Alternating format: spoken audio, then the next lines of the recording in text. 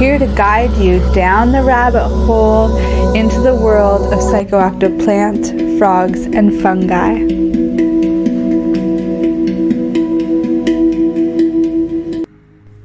Good morning, you beautiful souls, and welcome back to the Integration Station. I'm Naturally Ashley, your host, here with a special guest, Keegan, who is the founder and chief vision officer of Mindfulmeds. It's a wonderful brand that we've personally been working with. Keegan's story starts from addiction, depression, and anxiety. Keegan completely changed his life with the power of mushrooms and natural supplementation, vowing now to help to lead the industry in growth and optimization. He founded with integrity, built upon compassion, focused on fully supporting our community to heal. His community is now growing and everybody there is just optimizing their lives. Also, the world at large. This is a really exciting time. I'm really looking forward to sharing him with you. You're listening to the Pace Radio Network, here at paceradio.net. The opinions of the individuals during this broadcast are their own, and may not be the opinions of their group or other organizations they may be involved with. All medical advice during our broadcast is not a medical opinion and should be checked with your medical physician. Hello and welcome back to the Integration Station. I'm Naturally Ashley, your host here on Pace Radio, and I've got a special guest here, someone who's been in our network for quite a while now. This is Keegan from Mindfulmeds. You'll see in his background there, so make sure you're looking them up. You might even recognize the logo. It's a brand that we absolutely love and we've worked with. I was inspired to really get into Mindfulmeds and connect with Keegan because of what they were doing. I was making these crazy beautiful blends for not only working with mushrooms in a psychedelic way, but also in a way for immunity and for brain health and for all of these different and important things. You even have some new ones out that are just like called Happy or something, to help with that adaptogen style. And I love that you brought in the nutrition as well as the psychedelics, and you really said, like, look, it's all a nutritional supplement, and in fact we're gonna make it a supplement that's easy and accessible for everybody. So I'm just gonna pass over to you now, Keegan, so you can start sharing your story of what really got you here, because I think it'll be really insightful for anybody listening today. Sure. First of all, thank you for having me. Thank you for bringing me into your community. I know I was one of the early people in your Signal group, and now it's really grown. And it's been fun to just be kind of a fly on the wall. I learned lots through that group, and it's been, so thank you. Thank you for what you do for the community. So I guess I'll just circle back to the beginning. There's probably no better way to start, but I grew up in Calgary, and I thought I had just a really amazing upbringing. I can tell you, like, my high school years, when I look back on it, were phenomenal. I loved going to school. I loved playing sports. I loved being there just to kind of goof around. I was never really there for the classwork. But I enjoyed going to school, and the more I talk to people about their high school experience, the more I find out that, like, nobody really had that experience that I've talked to. Most people hated their high school experience. And so things were going great for me, and things, continuing right out of high school. I started working for the Joey's Restaurant Group and really quickly kind of rose to a very high position within their organization. And then I decided to go back to school. So I was about 20, turning 21 when I went back to school. And I went to Lethbridge College and then transferred into the University of Lethbridge. And, and things were just literally going like this. Like I was just, in this amazing place in my life, and I was so happy about the trajectory of where I was going. And then one night I did something really stupid, and it really changed the trajectory of the next 9 years of my life. So if anybody can relate to that, where just one day or one event or one night completely changed things, that's really what happened to me. And so I ended up going through this breakup, and I was really just not prepared for what was to come. And at the same time, within the matter of months, I went through this breakup, and my parents had decided to retire, and they were on this trip around the world. And so what I learned was that like I really wasn't grounded whatsoever. Like I was really relying on the pillars of my life to kind of keep me standing tall and keep me moving forward. And as soon as that rug was pulled out from under me, I did not respond well. And so it started with this like really deep bout of depression. And I remember I had just transferred into the university, which was like a real goal of mine. I went from the college to the university, and I went, because we were going to school in Lethbridge, it was only about a 2.5 hour drive from Calgary. So I was actually out there with a whole bunch of friends of mine from high school. And I remember getting transferred into the business program, and I honestly couldn't even keep my head up. I was so depressed. I couldn't absorb any knowledge. I couldn't participate in class. I couldn't have conversations with the people that I'd known for years. And within about a month, I had dropped out of university, and all of a sudden I'm drinking in the evenings to fall asleep. And it happened so quickly for me, man, oh man. Like I was really one of the last people that ever thought they'd become an addict. My father deeply struggled with alcohol until about the last 10 years of his life. And, I had this in my mind that I would never, ever become anything like my dad. And I can tell you, all of a sudden I found myself hanging out with the wrong people, a totally different crowd than I was used to. And I'm really just like kind of partying, and I've dropped out of school. All of a sudden I don't have a purpose. I'm waking up super depressed. And, for anybody that can relate to that, like even a weekend of drinking, generally that Monday you're having super bad anxiety. All of a sudden I'm on like a 9-month bender. And I had picked up a job in New York City that summer that started in May. I had got the job a year earlier. And when I flew out to New York and got to New York, I was a completely and utterly different version of the person that they had hired. I had gained probably 30 pounds. I looked different. I acted different. I was totally broken inside. But yet at that stage I had this capacity to kind of hide it somehow and like pretend like things were okay. But part of this job was that I got this 1-bedroom apartment in this like beautiful Long Island City apartment building.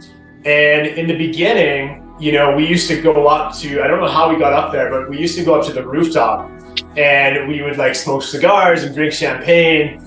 And I remember going up there one night for the first time and being on my own. And I'll never forget this night. I went up there on my own, and I was 28 stories in the air. And I remember like my body being against this concrete barrier and kind of looking down at the ground.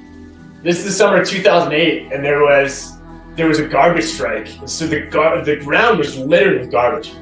And I just thought to myself, I'm better off throwing myself off the building.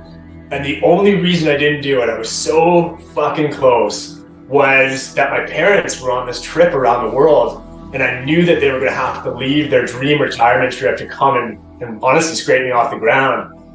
And so began this journey of like, I was putting these like little carrots to chase just to survive. And at the end of that summer, my sister got married. And I was the MC of her wedding. And so I was just like, all I got to do is make it to her wedding, and then I can commit suicide. And then I made it to the wedding, and I got through the wedding, and believe it or not, I actually met my current fiance that night at the wedding. But I was still super depressed. We didn't get together for a couple of years after that, but the reality is then another friend of mine got married, and then it was Christmas. And I just kept on trying to stay alive to get to the next kind of events in my life. Really sad existence. I was not the guy that I used to be anymore. I was a completely different version of myself that, to be honest with you, I never thought I would ever find again.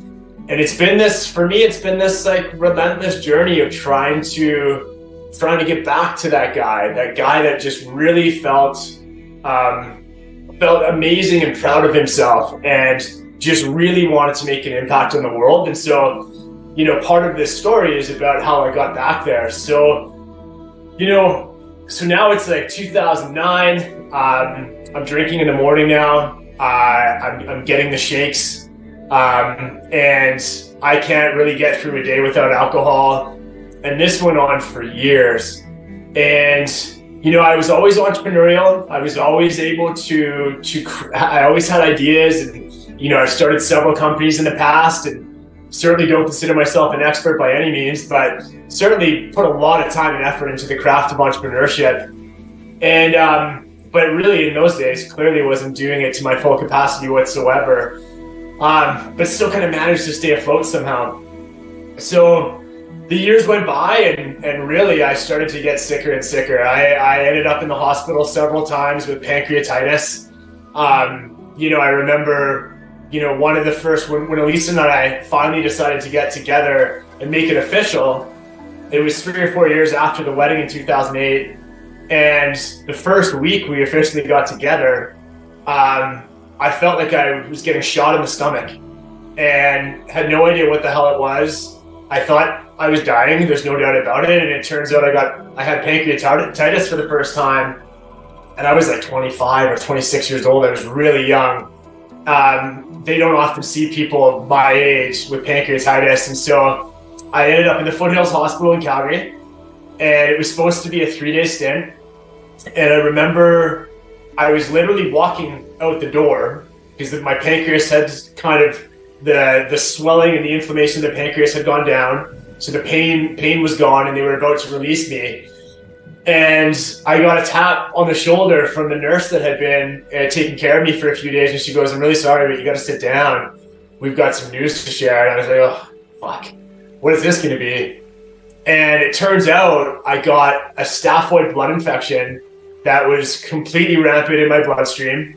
And the only way for it to go away, which was not guaranteed at all, was to be on the highest dose of antibiotics that's available on the marketplace today, which is a drip.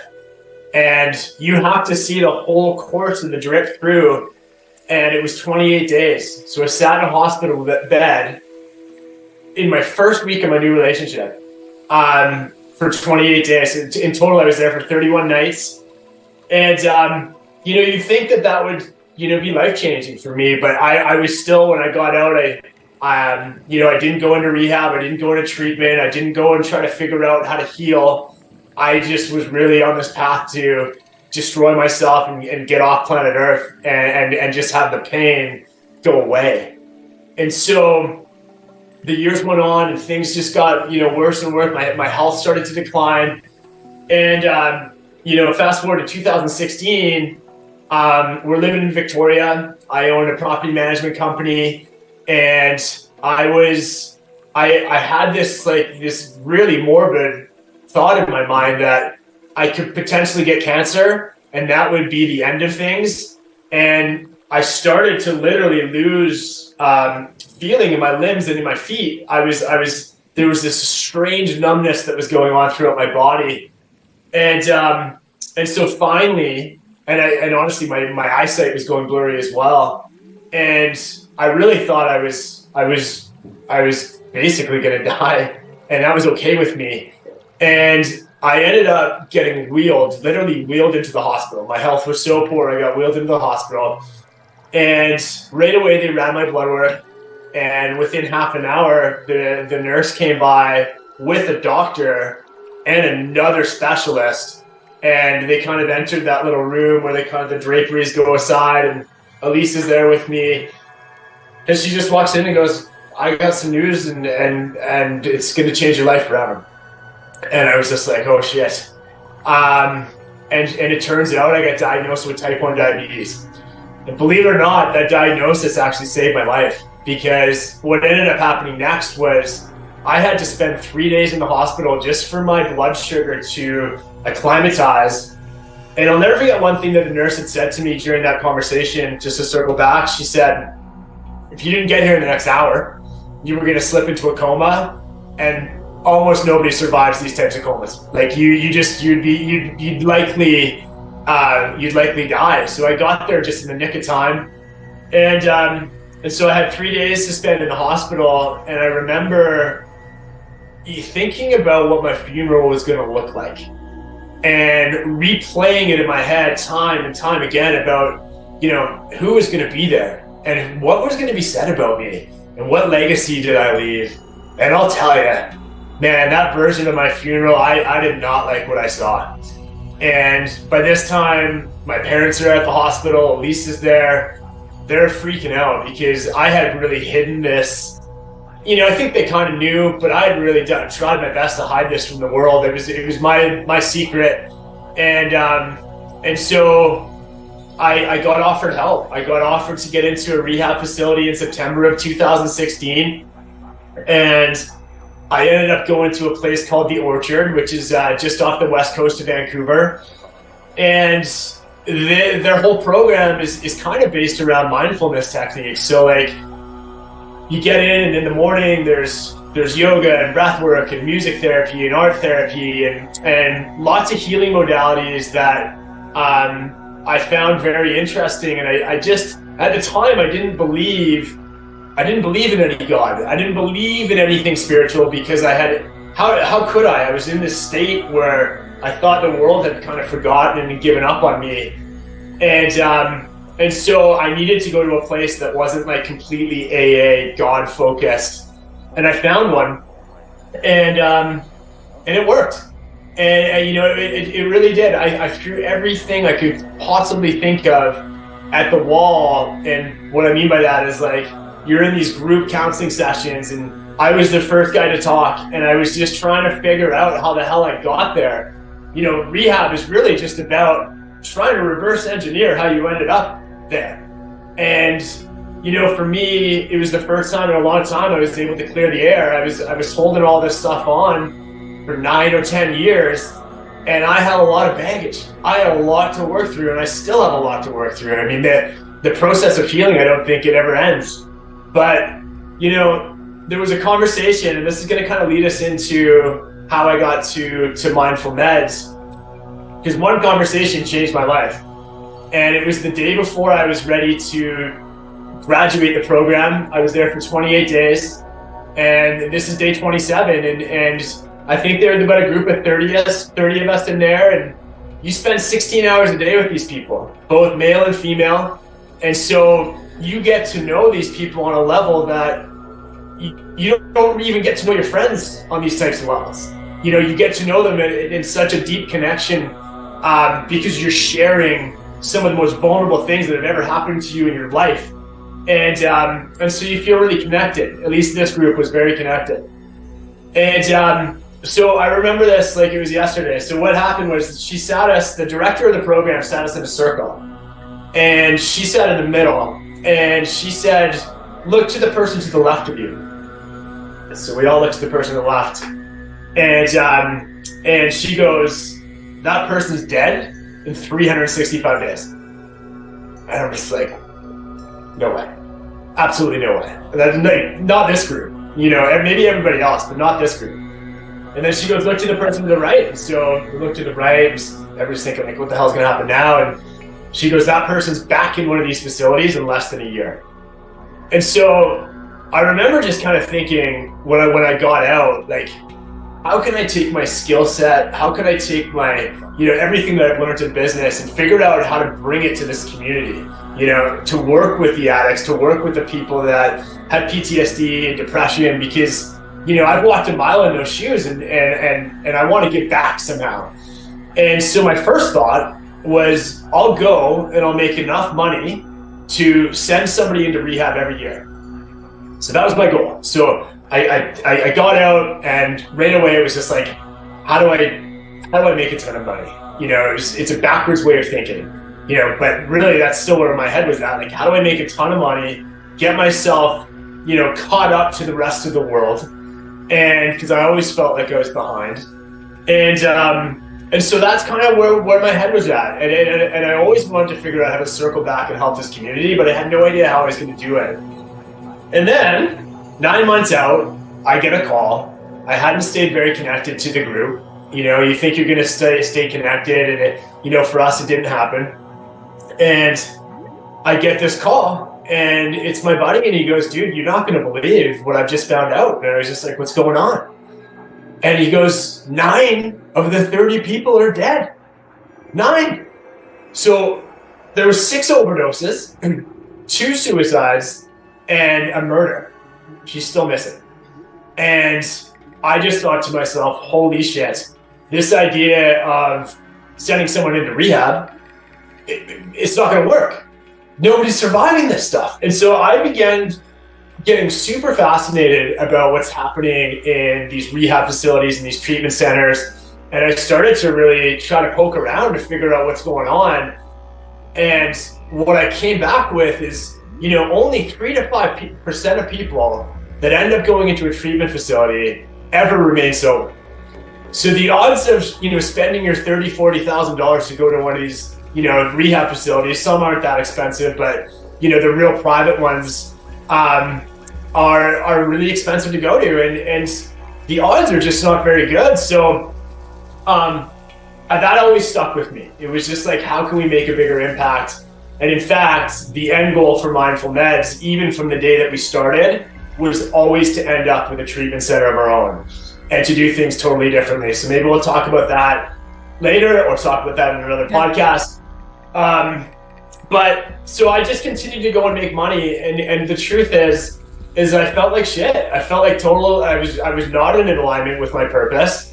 I was, doing some big things in business. We became master franchisors with a brand new franchising concept that we bought from the States. But I remember driving to my office in the mornings and getting to a certain set of lights, and my heart would just start pounding. Like I would just go into my office and flip my laptop open every day and look at my emails, and it was nothing but problems. I was literally just with a fire extinguisher every day spraying out problems. And I had bad anxiety, and I can remember just being so close to a relapse that I actually ended up telling Elisa and calling my mom and dad and saying, "You guys, I'm not going to make it another day because I just can't take the stress. And I'm letting you guys know that this might be the end of the streak." And at that time, I hadn't had a drink in 3.5 years. And so I knew I had to leave that project. I left it in the dust. I literally just made an exit. Had no idea what I was going to do next, but I was very passionate about cannabis. I'd become somewhat of, definitely not an expert, but I really enjoyed learning about cannabis and the different healing modalities. And it was really, for me, in post-recovery, I found it very helpful with cravings, with stress levels, with sleep. And so I decided for the first time in my life to try to get involved with something I was actually passionate with. And I started a cannabis company.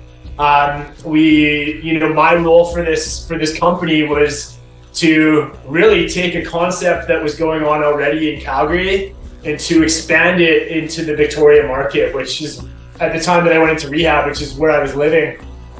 And sorry, Ash, and to the community, I hope this isn't going too long. I'm going to get to how Mindfulmeds started right now. So here's what happened. So my role, because I had the property management company, was to get an office, to go and source all the cannabis, to build the team. We didn't have a single client. And so the very first night we're there, there's a knock on the door, and we're in this farmhouse, and we're just like, oh my God. The one rule that we had is that nobody could know where we were. And in walks this guy, and he goes, "Hey, I'm here to do some work on the kitchen." He looks over at the kitchen table, and there's all this cannabis, and he's just like, "Whoa." He's like, "Don't worry, guys. I'm actually a mushroom farmer, and my life goal is to help heal people with mushrooms." This is in 2019, and this is a dead true story. And this is where I was at in my recovery. I was so close to relapse. This guy literally just walks into my life. He gives me this bone-crushing handshake. And I just kind of thought, this guy's got something so interesting to me. I can't really put a finger on what it is, but I want to get to know this guy. So he was literally doing a renovation on the kitchen. So he started to come every day. And I got to know him. And what I found out was this guy's living in a trailer with his dog. He had just been divorced. He had lost $550,000 in a bad business deal. But yet he showed up with this smile and this energy. And it was just like, man, like, what does this guy have? So after I did my role in the cannabis company, I go back to Calgary and he sends me some mushrooms. And I go to Walmart. This is now September 2019. I go to Walmart and I buy myself a pill press. There's very little conversation going on in Alberta about microdosing at this time. It's not like what was happening in British Columbia, where they were way ahead of the game in Vancouver. There was nobody talking about this. And if you were so far ahead, that's amazing. But certainly within my group, there's no conversation about this. And so I got on some microdosing pills and had this really prolific thing happen. I was waiting for something big to happen and I didn't feel anything. Nothing really was like resonating. And then all of a sudden, on the 12th day, I ended up writing this journal entry, which actually was a phone call. And it was an exit phone call to my previous business partners. And it was amazing because instantly light bulbs were going off and it was just like, holy shit, my brain is functioning differently. I'm problem solving differently. I've never written a phone call down in my entire lifetime. And what I did was I picked up the phone that second. I called these guys, got them on a phone call, read it word for word, this letter that I had written. And why that was important was because I was dealing with two narcissists. And one's a sociopathic, dangerous narcissist. And I had to do it the right way. I had to word everything the right way before there was like two rams coming together. And a beautiful thing happened. I've never heard from either of them again. That was the end of it. And it was just perfect. It was just like I was able to bury some major stuff and do it the right way. And so I was instantly like, wow, there's something here. I've never responded to something like this. And so, but I still knew I didn't know enough to start a business, because from day one, it was like, how can I learn enough so that we can, in the end, work with the practitioners? That was the goal from the beginning. How can we be taken so seriously, and how can we do this at such a good capacity that we can get respect from the doctors and, that the medical community, the therapists, the social workers. And so from day one, this has been the process of how do we design a program that can be respected at that level. And the first thing that came to mind to me was, first of all, I need to become somewhat of an expert on this. And to do that, like to get the fire in my belly to do this, I decided to run a self-funded study. It's never been done before in Canada, particularly not done from anybody that didn't have public, the public funding. And so we did a comprehensive 40-day microdosing study with 42-day microdosing study with 40 participants that had never microdosed before. And it was something I'm really quite proud of. To be honest with you, I teamed up with a friend that had a psychology background in Calgary, and we put together a 13 question questionnaire. And it was really just trying to get a baseline of people's mental health. And so once we had the initial baseline, we provided the medicines and we had the 40 people. It was amazing what happened. I mean, I threw this out in the wind, and within 2 days, we had 40 people that wanted to be a part of this. And so it was really neat to see the response. And the one contingency was that nobody could have microdosed before they started. So we got everybody involved. We supplied the medicines. We put everybody into a Slack channel because, of course, it was right at the start of COVID. And 42 days later, we ran the exact same microdosing study, or not study, excuse me, the questionnaire. And then we hired someone to tally the data from the first and the second questionnaire. And the results were enough to make your jaw hit the floor. Not even kidding. It was unbelievable the way that the needle moved in these people's lives. Their mental health, their clarity, their brain fog, their creativity. And I instantly knew that we needed to get these medicines into people's hands. 2 people of the 40 actually came forward afterwards. I have full 1-hour testimonials of both of them. And this study, this simple little study with a guy that was like just doing this out of his apartment, just trying to figure things out, instantly saved 2 people's lives. There was a girl that I got to meet in the study who had been in therapy for 20 years and she tried every healing modality that was available, all the SSRIs, and she had already pre-planned her suicide. She was about to do it, and a friend of hers said, "Listen, I've heard about this study. You should check it out."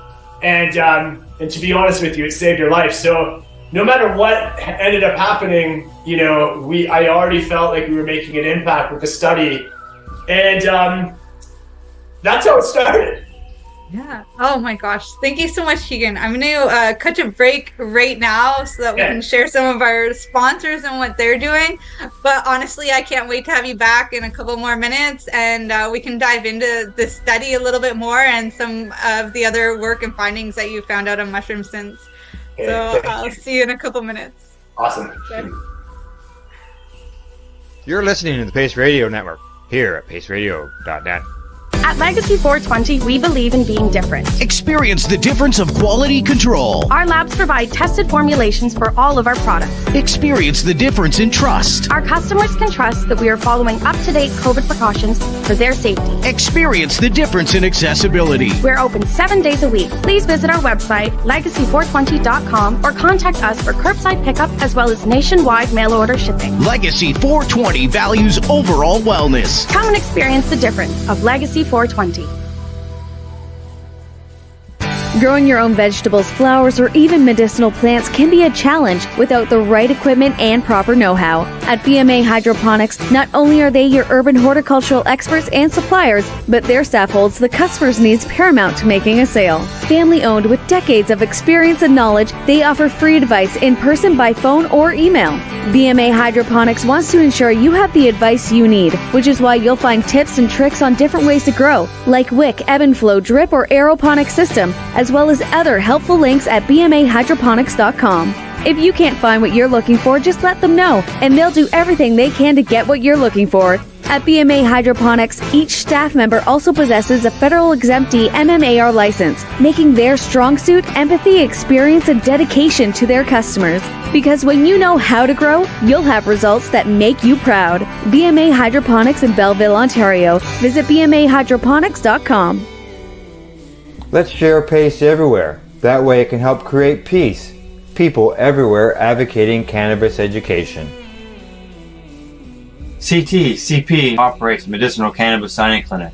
If you want to grow your own medicinal cannabis and are located anywhere in Canada, then I'd like to suggest that you give them a call. They can be reached at 1-613-967-9888. That's 1-613-967-9888, and grow on with CP. Enjoy the buzz of legalization with Campbellford Lifestyle Shop. From lights to plant nutrients, books, consumption accessories, and more, we've got all your basics to grow or consume cannabis. Visit our info center or take a look at our piercing services and body jewelry, now available in-store through Campbellford Lifestyle Shop, 17 Bridge Street West, Campbellford. PACE Radio is the People Advocating Cannabis Education Radio Network. We are people advocating cannabis education here at paceradio.net. All right, welcome back, everyone. Welcome back, Keegan.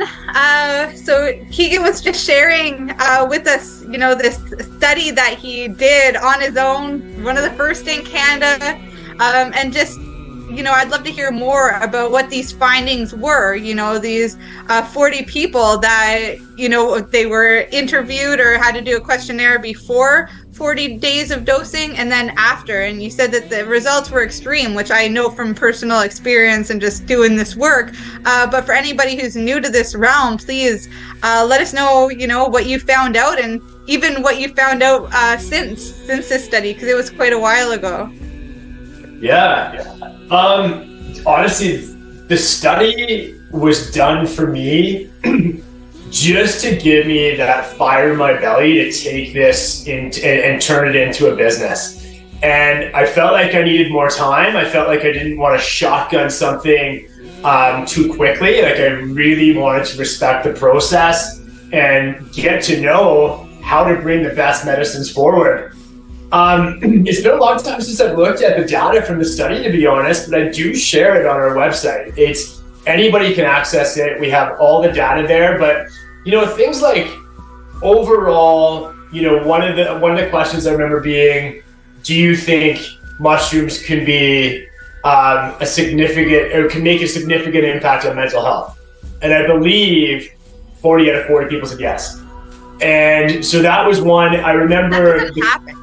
Like there's usually somebody who disagrees. Yeah, it might have been 39 out of 40. It could have been 39. But still, it's incredible, like those odds. You don't get that in rehab. You're not signing a questionnaire when you leave saying, I feel like this could make a big headway, because you're hearing already that the data is, most of you are gonna die, or most of you are gonna be back here, which is the truth. It's a shitty truth right now, but it can be changed, which is something I really commend you for. Making waves in that area. I think it can be changed. And I'm deep into, so my story hasn't been perfect. Do you want to wrap up the study? Like the study can be found on the website for anybody interested in reading about it and seeing the data. All you have to go, hit up the website, mindfulmeds.io. It's right on the homepage. And it's right behind you. What's that? It's right behind you. So just hit our website and you can find it. And we share all the data. And, for a long time with that, I remember not even wanting to call it a study because I was so scared of what people were going to think. And so it was we were referring to it as a focus group. And then all of a sudden I got it, the study or the focus group, it doesn't matter to me what we call it. Actually got me a seat at the table with some psychiatrists, with some doctors, with some herbologists. And I was thinking, geez, they're gonna laugh, about this, and I'm gonna be laughed out of the room. But really it was the opposite. I was highly commended for being just a regular guy that was just trying to make an impact, to put something together like this, because the truth is I put my life on hold for 90 to 100 days. This was my full-time thing. Of course, I was using my own money to fund it. It was all based on my time. But it ended up being one of the most rewarding things I'd ever done in my whole entire career. And so I had this this illuminated feeling in my heart, which I now know is I finally found my path. And it was the first time I ever felt that. I had started before this 7 or 8 companies, and I had never felt anything like this. It was the first time in my life that I was so excited.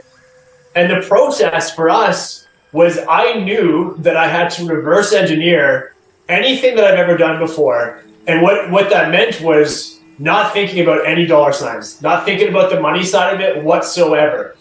And it was the first time in my life I'd ever operated this way. The old me was, how do we make as much money as possible in the shortest amount of time? I don't care what I'm working on. I don't care about the impact. I don't care about helping the world. I just wanted to make money because I felt I was so behind because of my years with my addiction. And so I knew that I had to change the way that I was operating. And so not only did we do the study, after the study was done, it took us 19 months to bring a product into the marketplace. 19 months of full-time work, 2 of us. My partner was actually one of the 40 people in the study, Brett Ellis. And he's the one that has come in and designed all of our blends. He's helped us source literally the best raw materials that you can possibly source anywhere in the world today. And it took us a very long time to get this right. We tried many different things. We also bought the equipment necessary to make the most consistent product in the marketplace. And one of the things that we're really proud of here, Ashley, is that we've now been open since, I believe it was February of 2021. And we've got a lot of pills in the marketplace, well over 1 million. And the truth is, we've never had to do a single return in the history of our business, ever. That's right there on your website. We'll return money. Yeah, and the truth is, we've never had to. We've never had to do it. And to be honest, like, I don't know how far that's going to go, and I don't expect that's going to be forever. But it's something we're very proud of. And the only way you can have that kind of track record is to make sure that you're bringing the best product forward. And I'll tell you, I know that there's 1,000 microdosing companies out, that have opened up here in Canada. People can access it anywhere. Most people have a friend down the street that is growing mushrooms in their garage and, packing pills in their garage. Not all mushroom companies are built the same. Hands down, period. One of the things that we're doing here that nobody else is doing in the market today, and if they are, I personally don't know anybody doing it, is anything that you see in pill form today from us has been tested. And the way that we do our testing is completely different. We actually use an indigenous elder.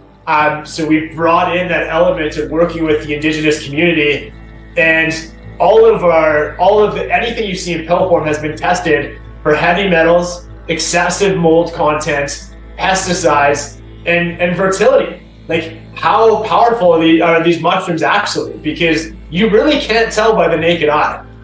There's some things that can help with that process of trying to identify, how healthy the mushrooms are. But that's one thing that we're doing that we're very proud of. Yeah, you guys are doing so much that, there is to be proud of, and yet you still are this, humble, regular person, which I really appreciate. And I think that's one of the things here with the medicine too, like Paul Stamets said, it just like makes people nicer. Like old you that was like, make money as fast as possible. You're changing that default mode network, that DMN, from this depressed, addicted guy into this heart-centered man of purpose, man of service. And, I think the medicines really do humble us in that. And, I love that, there's so much that's groundbreaking here, but at the same time, you can still share these vulnerable parts, and, it's all of it. Everything is just so important right now, especially mental health crisis, the amount of people addicted. They say the average person's addicted to 8 things. Most people aren't even aware of that. Wow. How many, it's only the people who are, it's only the recovering addicts that are aware that they may be addicted to something. Like right now, I love, chocolate and walnuts. Dark chocolate, good for you. I studied nutrition. Yeah, I know, good for you. Cacao ceremony, amazing. Same with walnuts, great. But I want to eat those things like 3 meals a day, all the time. I'm like, there's something in it, whether it's the sugar, maybe they're still putting sugar in the dark chocolate, I don't know. But my body's saying that there's still something else that I want just a little bit too much of. I don't get that with, I wouldn't get that if I wasn't addicted to something else before, or if I couldn't admit it. And I know that that's just like a slight thing, but there are many different substances, and it happens to everybody, whether it's cell phones or, a food of choice or a behavior. And I know the default mode network is something that you've had a lot of success in. I'd love to pick your brain about that. Sure. I know it's a little off what we were talking about there, but I think it ties in really well too. So what can you tell us about that? Well, this research really came from Robin Carhart Harris and the Imperial College of London in 2018. And really what they were trying to figure out is like, what the hell is going on in the brain when people are on mushrooms or psychedelics in general? And they really thought that there was like these fireworks that were going on. Like they expected to find something incredible. And what ended up happening was they figured out that the cerebral blood flow that goes to the default mode network, and the default mode network, I know you've talked about this on podcast, but for anybody that doesn't know, is really in neuroscience considered to be the grand central station of your brain. And so if you are, depressed, if you have anxiety, if you have OCD, if you have eating disorders, if you're, if you're a narcissist, a lot of your time is spent in this portion of your brain, this default mode network. And what the study proves is that the blood flow that goes to the default mode network actually shortcuts that blood flow. And what ends up happening is it forces your brain to start communicating, so creating new neural pathways, neuroplasticity. And all of a sudden, you're starting to behave a little bit different. And you're starting to act a little bit different. And you're starting to circle back to what I was saying before about, that letter that I wrote. Really, that was like my brain was completely functioning differently than any time ever in the past. And so that research has been fascinating, and it really has started to prove that the efficacy of some of these medicines. I think it's really funny too, that self-experimentation. That was something I did maybe even the same year or close to it. It was like 12 days of microdoses, but I did it as like the 12 days of Christmas, but it was the 12 doses before Christmas.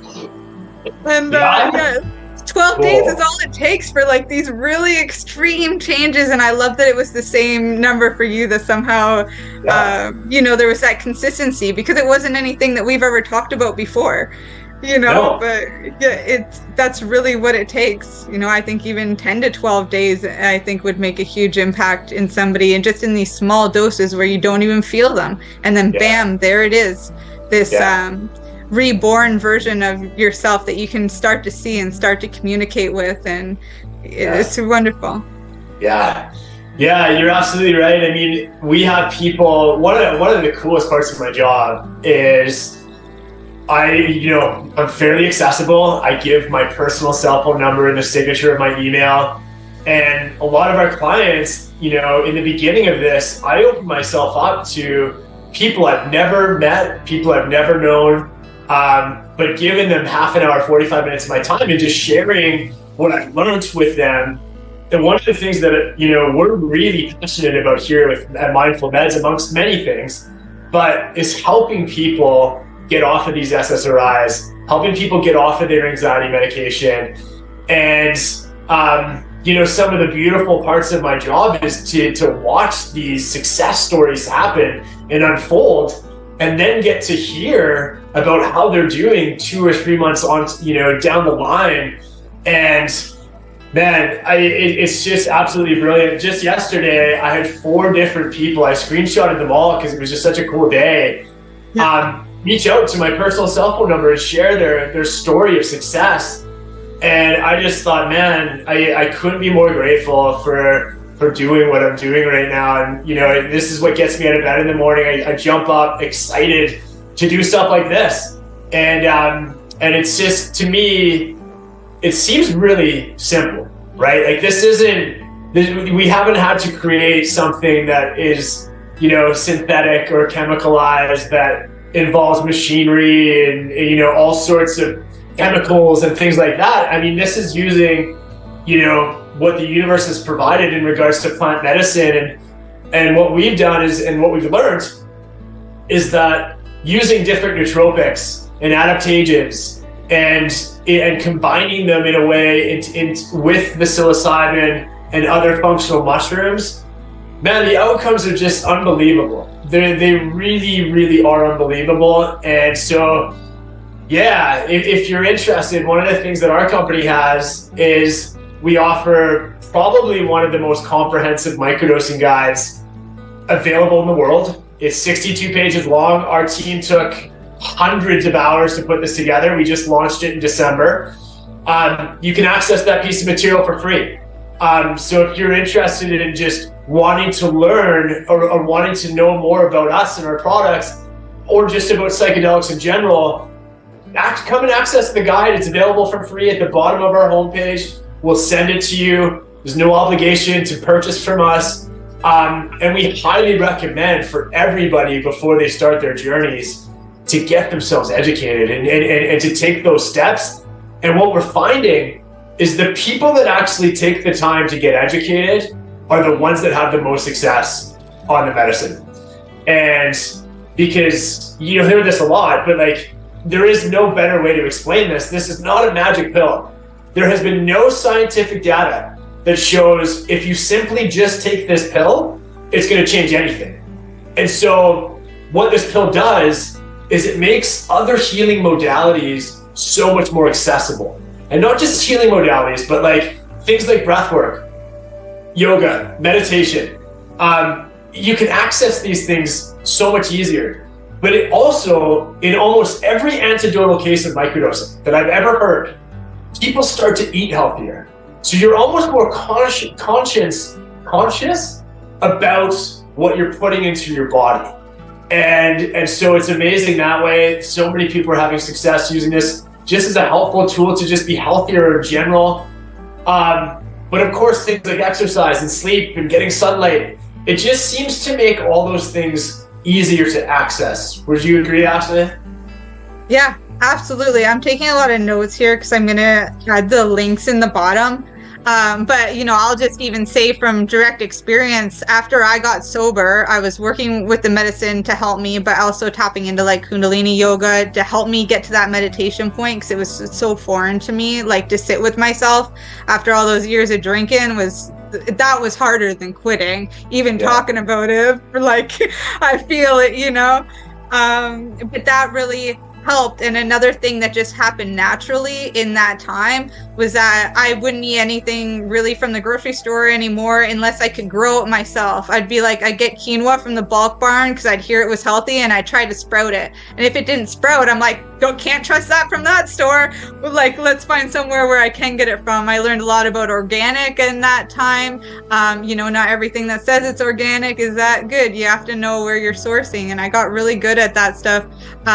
So eventually, when I went to go learn more modalities and get certified in some areas, nutrition was one of those ones that really came up. So where I went was the Institute for Integrative Nutrition. So some of the founders of that school are like Dr. Andrew Weil, who was like ancient psychonaut back in the Harvard Psychedelic Club, Deepak Chopra, who did that psychedelic movie. So they call it the Institute for Integrative Nutrition. It's the world's largest nutrition school, and they bring together like all of these amazing ancient psychonauts. And you wouldn't think about it, but that whole integration term, the way that they bring in the meditation, they teach it in a way that as important as nutrition is and how much they teach the dietary theories, it's really that's our secondary food. Our primary food, the reason why kids can like play all day and forget to eat is, they're tapped into this primary food, the stuff that really feeds you, like passion and purpose and fun and joy, these things that we remember when we're working with these other medicines. And so they found this beautiful way in this illegal realm to do something really powerful, and we're really at the forefront. They still don't teach psychedelics in there. I hope when they do, they call me up, but I like that. I've never heard of what you just said there with the primary food being things like purpose and passion and joy. Love that. Yeah, absolutely. They're full of theories like that, and they really hit home for me, and I can see how it unfolded the way that it did. And these natural things, like even what Terence McKenna said, is that one of the reasons why psychedelics were so important in this time was because meditation just takes too long. Even if people are aware of it, and even if people are doing it, if they've never seen that realm, if they've never been there, it's really hard because you have no idea what it is. It's like somebody who's stuck in the default mode network that just can't do better because they've never seen it. A mom who yells at their kids all the time. Why? Because they never saw anything else. It's once they see that other alternative, they open up. And this is what these psychedelics do. They help us, I think, just remember the other things that we saw, again, like being forced to remember, because now that neurogenesis is happening. It's really beautiful how you painted that picture, and in so many ways resonates. So thank you. Yeah, no problem at all. So I'm not sure what else to dive into here. We can talk like depression, anxiety, addiction. We could also talk about, how it's helped in business and entrepreneurship. We can talk about blends and how you guys came up with all these like really cool blends that include the nutrition. I kind of want to hear it all, and I don't know where to go next. So happy to speak about, the lineup that we have, as far as our products go. we have really what we believe is something for everybody and something for different occasions. What we're finding is, first of all, in the beginning, if you're brand new to microdosing, we have doses that start at 50 milligrams, which is 1/20th of a gram. And on that dose, which is really, I don't know any other companies doing a 50, but the reality is we've never had anybody come back and say that they felt something. And that's really the idea with microdosing. You don't generally want to feel anything, although I do think some of the other doses certainly serve a purpose. And so really we have doses that range from 50 milligrams of psilocybin to 100 to 150. Then we have 75, 150, 250, and 350. And then we have a full lineup of functional mushrooms that don't contain any magic mushrooms. They're functional mushrooms that you can go and find at any health food store. And yeah, to be honest with you, really proud of the products that we put together. So some are based around mental health and clarity and brain fog and just trying to help people get off SSRIs. Whereas we have other products that are about connection with yourself and connection with your partner. So amazing for boosts and to balance out your hormones and to increase your libido in both men and women. We're really passionate about not just working on working with the underdogs, the people that need help with their mental health. We're really, we truly believe in human optimization as well. My partner is quite an athlete. And so one of the products that we've created is going over extraordinarily well with many professional athletes, including NHL hockey players, professional surfers, and BMXers. And it's one that we call the Perform. And it's a fairly low dose, but it's packed full of cordyceps mushrooms, ginkgo biloba, and ginseng. And what we're seeing is if you stack that with cordyceps mushroom, if you're hearing about this for the first time, is being used globally as a coffee replacement. Ash, do you use it ever? Yeah, we do have it in powder form. It was actually, I think, not a banned substance, but it got most known because it was Olympic athletes or something like that were using it, or like a team. And that's how it was found. I don't know, maybe you know more of that story, but I believe it was the Chinese track and field team, and I don't know when it was, but they just smoked everybody. They won all 3 medals. And instantly, the anti-doping agency was just like, "There's something going on there. We need to test these athletes and figure out what the hell they're on." And as it turned out, they were on cordyceps mushrooms, a completely legal mushrooms. It's not even psychoactive. Some of our members call them Cheeto mushrooms because apparently they're just in their regular grow form. I don't know how well they grow around here. I haven't tried it. No, I haven't either, but it is amazing. So that is really good for energy, really good for blood flow in the body and oxygenization of the blood flow in the body. And so that's one of our products. What we're finding is that many people that are on an SSRI and trying to get off are going to need a bit of a stronger dose. And we don't start people there. We always recommend going on our lowest dose and then kind of working your way to a higher dose just to make sure that you fully understand how your body's going to react with the medicine. But what the scientific community is calling this is a blunting effect. So, the SSRI and the psilocybin is really trying to kind of attach itself to the same serotonin receptor. And so because of that, the scientists are calling this a blunting effect. And so you're going to need a bit of a higher dose to help bridge the gap of coming off of these SSRIs. It, for the most part, very safe to combine with a few caveats. But the reality is what we're trying to do is have people use microdosing as that bridge to help with this incredible withdrawal that can happen on these SSRIs. for anybody that doesn't know about this, about 50% of people coming off one of these SSRIs, it can be as challenging as people that are trying to come off heroin. These SSRIs were not designed for you to ever come off. They that's the business model, right? Like, let's get you hooked on this thing, let's get you addicted, and let's make you need it forever.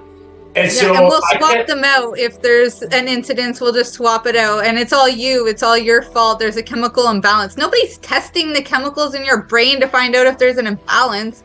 They're just trained to ask specific questions and give specific pills. And if those pills don't work, well, here's another one and another one. And eventually, if nothing works, we'll just call you insane and get you on some other kind of therapy. And it's like, the system itself is absolutely crazy. And when I'm working with people coming off of SSRIs, it's like brain zaps that they'll get for a long time afterwards. Like, let alone the physical withdrawal symptoms, like you said, that can be as bad as like some of the, other drugs that some people lose their life over, like heroin or cocaine, or, it's very physical of, diarrhea and vomiting and feeling like literal death. So I think microdosing are really helping with that, as you said, like bridging that gap, but also, helping you build some new pillars along the way, so that when you do build that bridge again, it's more foundational, it's more sustainable than before, and it's by your choice, not your upbringing or whoever your parents' friends were who's influencing you. You're doing it yourself with your own courage and knowledge and understanding today, which I think is much needed, like that rebirth, 100%. Do you know the stats on how many people are on SSRIs? I don't, but would love to know if you know. No, but I'll look it up, and we'll cut to our sponsors right now. I'll look it up, and when we come back, I'll let you guys know. And then, just use the same link. Come on again. I'll see you in a couple minutes. We'll just share our sponsors. And see you in a moment. Bye. You're listening to the Pace Radio Network here at paceradio.net. At Legacy 420, we believe in being different. Experience the difference of quality control. Our labs provide tested formulations for all of our products. Experience the difference in trust. Our customers can trust that we are following up-to-date COVID precautions for their safety. Experience the difference in accessibility. We're open 7 days a week. Please visit our website, legacy420.com, or contact us for curbside pickup as well as nationwide mail order shipping. Legacy 420 values overall wellness. Come and experience the difference of Legacy 420. In February of 2022, the Victoria Cannabis Buyers Club and Ted Smith were fined $6.5 million. This for helping 8,500 patients with access to medical cannabis. In our interview with Ted, he spoke to us about how people can donate to help in an upcoming court challenge. And here is part of that interview. From what I've seen lately, I believe that you've got something that you're trying to do as far as fundraising to deal with this next court challenge. For now, people can write checks directly to Jack Lloyd Law Corporation or send e-transfers to savethevcbc@gmail.com. I guess those are the two easiest ways for people to help right now. Enjoy the buzz of legalization with Campbellford Lifestyle Shop. From lights to plant nutrients, books, consumption accessories, and more, we've got all your basics to grow or consume cannabis. Visit our info center or take a look at our piercing services and body jewelry, now available in-store through Campbellford Lifestyle Shop, 17 Bridge Street West, Campbellford. Growing your own cannabis is easier than you think. Whether you're growing for recreational or medical purposes, BMA Hydroponics has everything you need to succeed. From the standard 4-plant recreational systems to the latest cutting-edge hydroponic equipment, BMA can customize your package and do it at discount prices. Visit BMA Hydroponics at 404 Maitland Drive in Belleville and ask us for a free estimate. Or call 613-967-9888 and we will give you an estimate over the phone. The only way to go.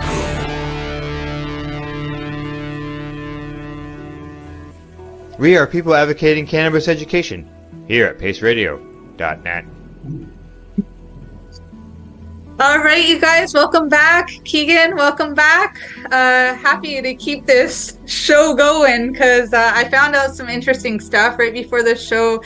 Keegan asked me if I knew how many people were actually on SSRIs, and I kind of went down the rabbit hole a little bit on break. So I'm just going to share screen here, just what a simple little Google search showed up. I encourage you guys, please look it up for yourself. Let's see.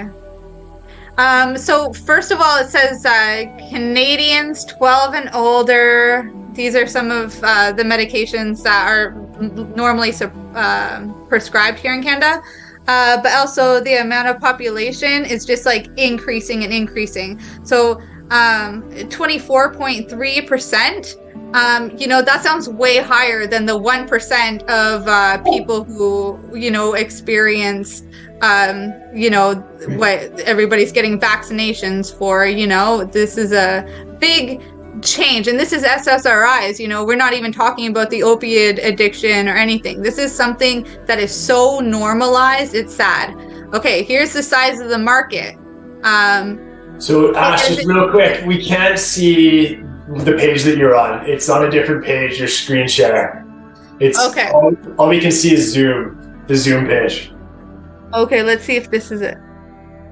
Is that better? There we go. Yeah. Okay, perfect. So the market size, and again, on this link, I'm looking up Canada. This is how much it was worth in 2020. I'm sure that went up within the last 3 years.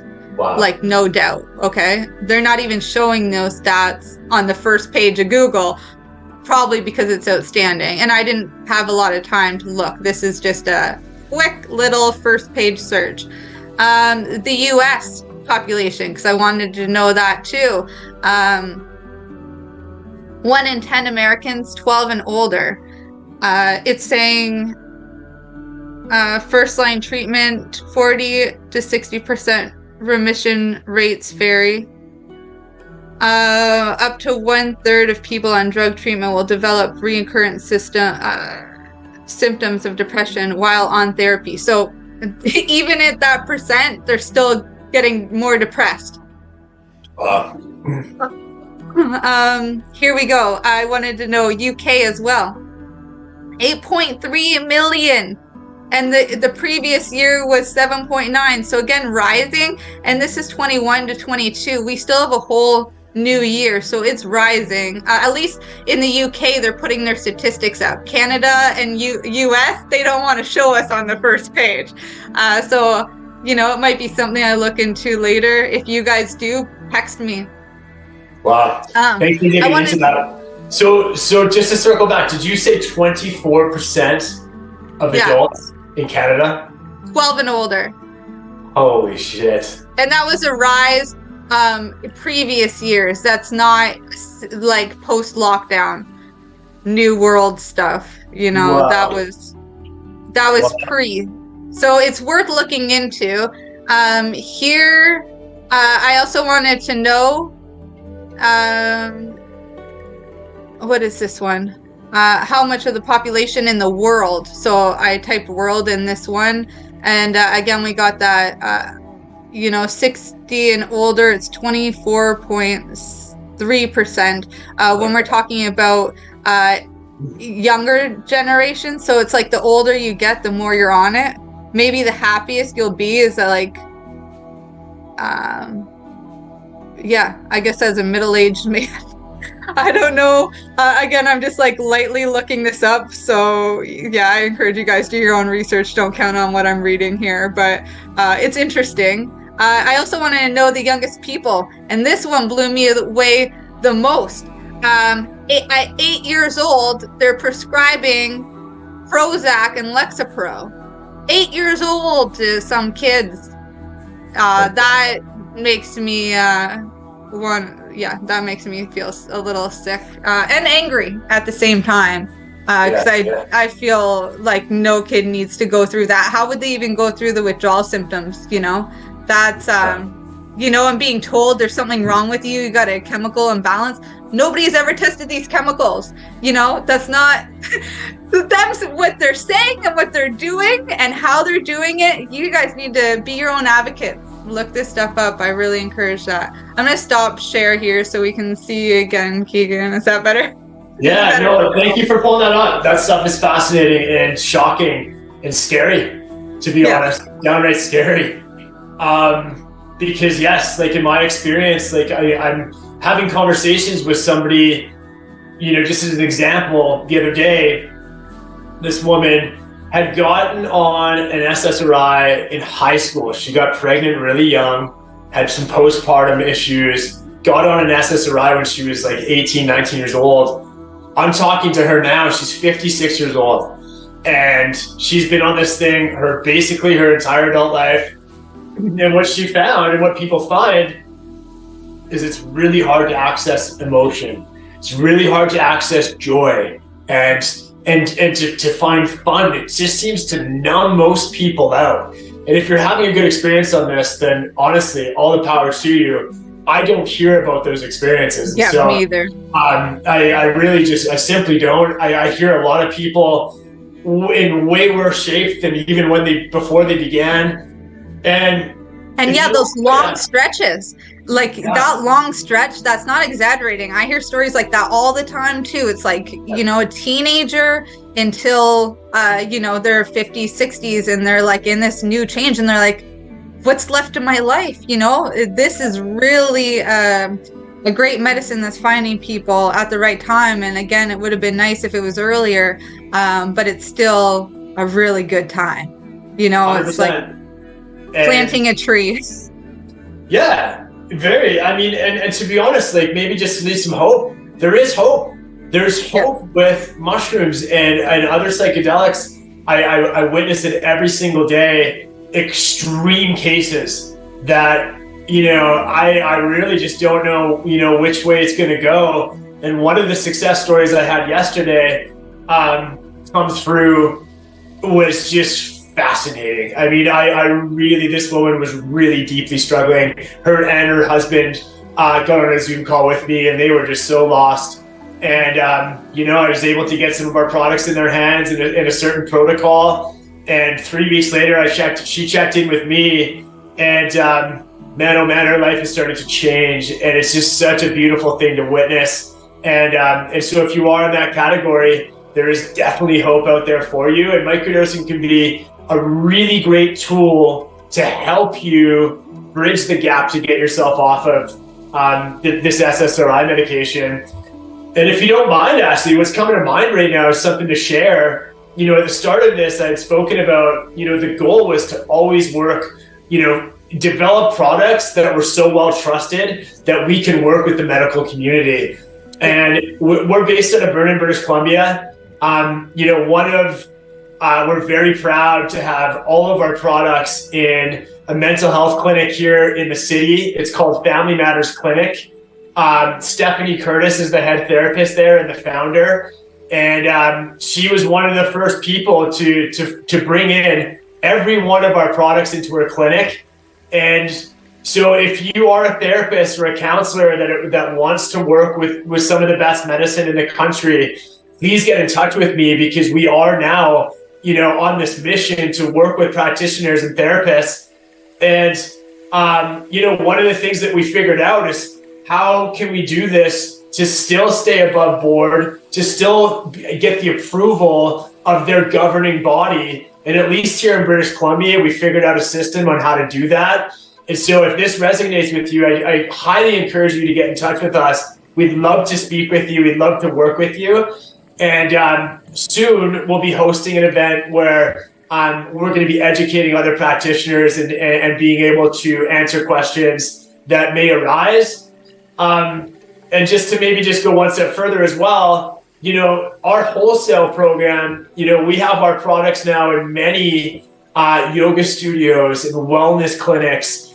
And our products just seems to blend so well with the communities out there such as that. And so we welcome you to get in touch as well if you're looking to work with companies that are extraordinarily passionate about bringing the best of the best to your community, we'd be interested in chatting with you as well. And we have some available openings to bring on some wholesalers in March.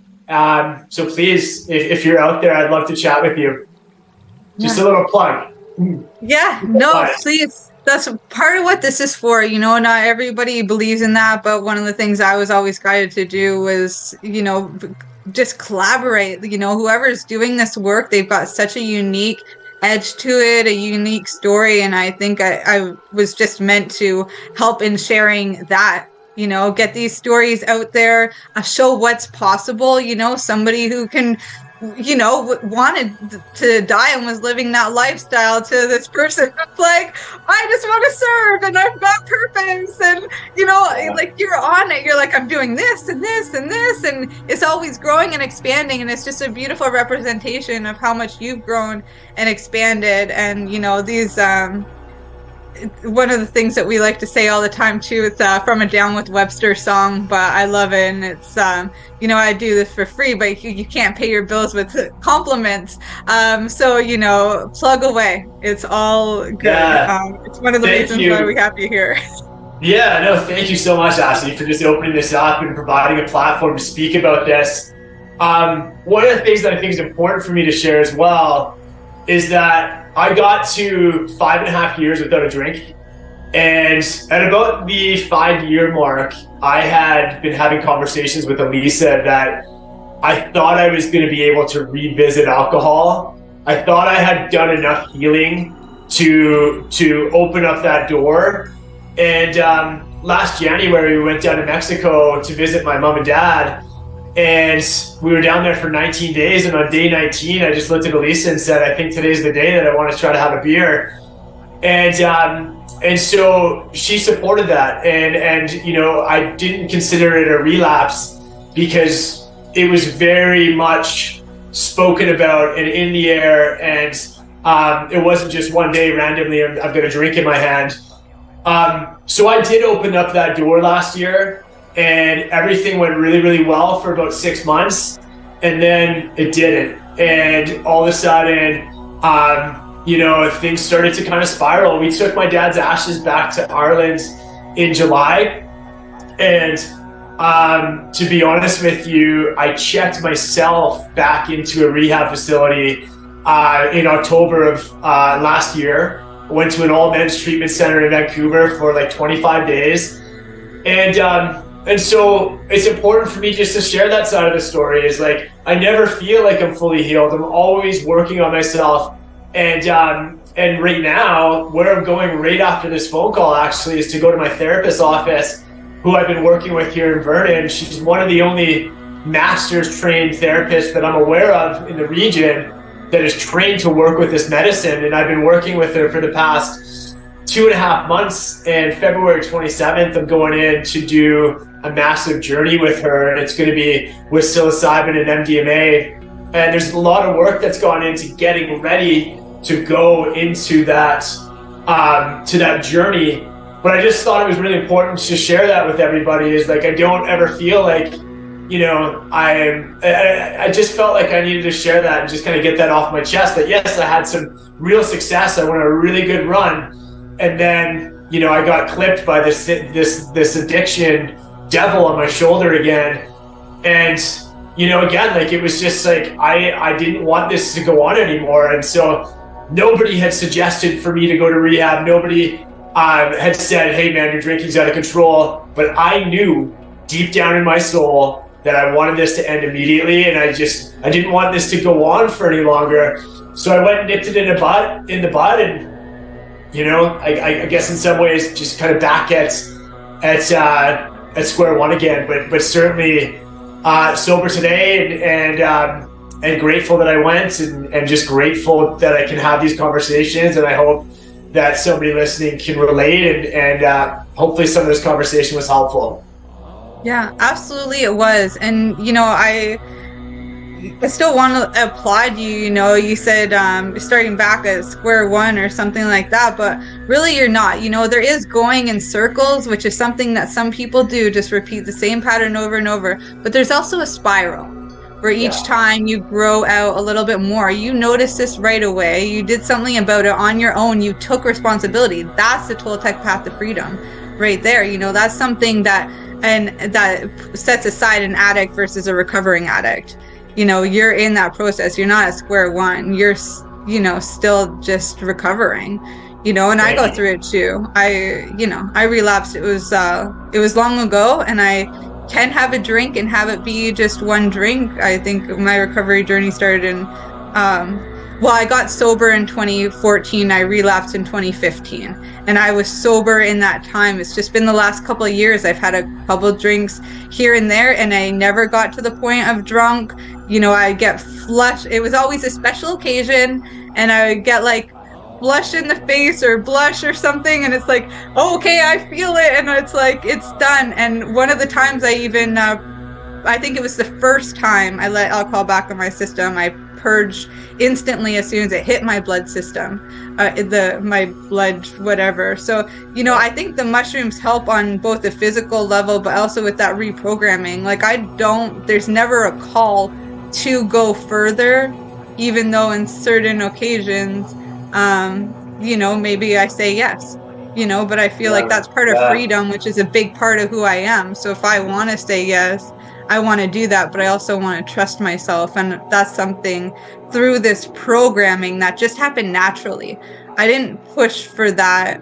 But I also don't fully believe in abstinence being the way. Like Bill Wilson and from AA and Carl Jung, they had a big talk about that. You know, this is published stuff where they were talking about LSD or any psychedelic, but mainly they were talking on LSD being one of those things to help you tap into spirituality so you can get sober and stay sober. That is exactly what it's been like for me, even before I had that knowledge of those conversations, you know. Yeah, and it's almost like the AA community is trying to bury that, which is such a shame, because Bill Wilson, the church, you know, at the time that this was going on, this is like 1959, and Bill Wilson started to struggle again with his sobriety. There was only 10,000 followers in the AA community at this time. And what ended up happening was he got offered to go and do an LSD journey, and he came out, and one of the visions that he had on this journey was that people were holding hands all around the world. And so he ended up actually, through that experience, like exploding the following of AA. Today they've helped, you know, millions of people, but the reality is yes, very well documented. Not a lot of people know about this, but LSD was very helpful for him to maintain sobriety. And a lot of that amazing research was actually done here in Canada. University of Saskatchewan, or somewhere in Saskatchewan, was actually one of the forerunners for some of this really amazing early research around alcoholism and psychedelics. And it's just such a shame that so much of that's been buried. So thanks for bringing that up. I think it's a very important point of conversation. Yeah, absolutely. Yeah, it was so relevant in this as well. One thing I really want to touch on, like the midst of all of this, because we'll probably have you on again to like just dive further into some of the other stuff you're doing. But, you know, we're talking a lot about, beating out anxiety and depression and addiction. But, you know, this is also helpful for anybody who has already, you know, overcome these things or doesn't have an issue with these things. So I'd love to talk about some of the other ways it's positively affected you when it comes to business, entrepreneurship, productivity, just relationships, life in general, all these primary food. Yeah, sure. Also another important topic, right? Like, I think people get caught up in this and go, well, I'm not depressed. I don't have anxiety. Why would I microdose? You know, what's fascinating is in the Silicon Valley, you know, for the last decade, so many of the creatives, if you go in for a job interview today, many companies, one of the questions that they're going to ask you is, are you willing to microdose? And the reason they do this is because they know that someone that's willing to microdose is likely going to just bring a different level of energy, of focus, of creativity to the project. Literally happening as a question and so I'm glad you brought that up, because these products are also for the A players. They can really enhance. And so for me, every day is a little bit different. Every day calls for a bit of a different dose. So for instance, if I'm going to have a big workout in the morning, oftentimes I'll take, 2 lion's mane, 2 cordyceps, and 2 perform, and it just lights me up. And then, some of the heavier doses, like I still have those days. It probably happens like once a week. It started to kind of shrink a little bit, but there was some times on this project where I would just have unbelievable anxiety. I actually experienced panic attacks for the first time last year. And, as an addict, I needed something that was helpful for me to get off of the thought of, okay, I'm having a tough day. I want to throw my computer through the window. I'm going to go get a bottle of wine, or I'm going to go get some booze. What I do now is I'll reach for a stronger dose. So I'll reach for a 250 or a 350 milligram. And I'm not joking. Within 30 or 40 minutes, I seem to be able to get myself right back to baseline where my head isn't thinking about that. And it's highly effective for me in situations like that. I also like to use the higher doses when I'm getting outside of nature. When I'm going for walks, when I'm going for jogs, when I'm going and walking or hiking. Have you heard the term hyperdosing yet? No. Tell me all about it. It's taken off in the US. Like hyperdosing is like a major thing in the United States right now. People is it a hashtag yet? No, I don't know. We should build it if it's not there. But it's to get connected with nature, to get connected and grounded. These medicines seem to work really well for me. I can tell you, I don't take any major, phone calls or opportunity calls without lion's mane. It has been so helpful for me, even before I came on today. It's just so helpful to clear the brain fog. And for anybody that doesn't know about lion's mane, it's a powerhouse cognition nootropic. Amazing for the brain. Amazing. It also creates neuroplasticity and new neural pathways.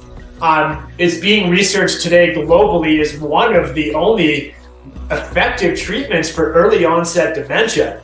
And so for me, sometimes it's hard to articulate. It's hard to articulate my thoughts. I've got ADHD, and I find that lion's mane and microdosing, that combination just goes so well for me. Hopefully that answered that. Yeah. Lion's mane is one I personally love too, again, because of the anxiety and just, regulating that nervous system. Not to mention being in Canada, it helps with the cold, and with yourself, it would make sense too because of diabetes. So, there's, a lot of really great benefits to this, and it grows wild, It's great to have it in a capsule form and all that, but there's so many ways to access this.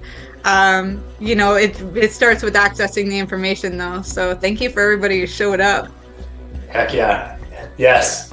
And it truly works. I mean, it really works for people. It works well for me. And really proud to say that every product that we have on our menu today works exactly how it's advertised. One of the other things, I don't know if I mentioned this, but outside of the guide, we also have a live chat. So you can literally come onto our website, and if you've already explored the guide and you still have questions, 9 to 5 every single day of the week we have somebody operating it. I work it on Mondays and Tuesdays, so if you're ever wanting just to get directly in touch with me and have a chat, please come through on a Monday or a Tuesday and you can connect with me directly. But it's a safe place to come and ask questions and get more advisory. And again, no one else in the industry is doing this today. Yeah. Oh, Keegan, this is so great. Thank you so much. And you've given so many great resources too. I know that a lot of people are going to reach out. Is there anything that you want to share? Anything else that's going on, or anything that, is really of interest to you right now? Just stay tuned. Like what we have showing is really just a speck of who we are becoming. I think in many ways this is still just the beginning for Mindfulmeds. But I think the one thing that was really important to me to share was kind of what happened to me last year, and get that off my chest. It's something I really haven't spoken about a whole ton on podcasts. And so that was kind of just, creating a space so I could free that out. It was very important to me. So thank you. And, I just want to say, just thanks for everything that you're doing in this community. Your commitment to helping people it shines through. Your content is, I think, some of the best in the industry. We often like to reshare your stuff, and I think you've got... Same to you. I love sharing what you guys do too. Really the education is amazing, but you find a way to bring it all together in this comedic kind of way, and just make it fun and friendly. So well done, and thank you for having me. And if you want to do another one, we can certainly do that, because we could probably rip all day on stuff like this. Absolutely. Yeah, and we'll definitely do that. I got one last question before I let you go today. Sure. And that's, if I was to hand you a dandelion to make a wish, what would that wish be? Wow. To me, I think there's still an enormous gap between people that believe in mushrooms and people that are still living in, the Stone Age, in a sense that they just refuse to look at this as medicine. So really just bringing, my wish would be to never refer to these medicines as drugs again, and to really start highlighting these as true medicines. And I think my wish would be to see mushrooms on everybody's shelves as a replacement of SSRIs and antidepressants within the next 5 years. And I truly think that we have potential to do that. So yeah, really great question. Yeah, thank you so much. And I resonate so much with that too. One thing I'll add, though, I don't know if you knew this, but I learned in herbology was that drug actually means dried herb. So what the pharmaceutical is and how they label drugs is actually the wrong pretext. It's just that they took from the Native American word and then made their thing, and it still got associated with that name. And then the war on drugs happened, and everything got labeled with this bad stigma. So it really is the stigma, not the word itself. But that's really besides the point, because I really understand what you're trying to say here. And I just wanted to bring the difference between that sanctity and that respect, and actually the pharmaceutical industry. The truth is, it's not this labeled drug. It's these traditional ways that are also considered these alternative ways, and this industry that is reliant on your dependency, and what these medicines are teaching you, which is different from, again, the pharmaceutical medicines, is how to remember how to liberate yourself and to be free and to take responsibility and be on that Toltec path to freedom. Yeah, well, thank you for that. That's something I didn't know. I just, I was back in Calgary this weekend, and I saw my nieces, and they refer to me as a drug dealer to their friends, and I was like, and it was a joke, but yeah. It's one of those things where people still think that way, right? And so abolishing that idea would definitely be a wish of mine. Yeah, I said it this weekend too, actually, coincidentally. I was like, well, I actually, my whole business is on selling drugs, but it's not really, but I'm hooking people up, it's... Yeah, I hear you. And, all of that stuff. But I just, I think I was already highly emotional. And then at the time, I was like, why are people here saying that this is a bad thing? And I get it. It was just a high-stress situation. But I was like, if you got respect for me, I don't seem like I'm, some crackhead here. You guys are looking to me for answers. It was, why are you saying that this is a bad thing? It was my reaction wasn't the best, but I did catch it too, and it's that drug word. So yeah, thank you so much for your time today, Keegan. How can everybody find you? I'm of course going to share the links, but if you want to give a shout out to yourself again. Yeah, thank you. Come through our Instagram, Mindfulmeds _CA. It's a private account. your Instagram has to show that you're 18 or older to find it. So it might be hidden. And so just change your settings on your Instagram. And then through our website, mindfulmeds.io. And like I said, if you're interested in connecting and talking about how we can work together as a collaboration, I'd absolutely love that. And we can just simply connect through the live chat on our website. So thank you. Thank you for introducing me to your community. And I hope we can all come together. Yeah, me too. I'm looking forward to it. Okay, Ash. Bye, Keegan. Thanks for having me on. Thank you. See ya. Okay.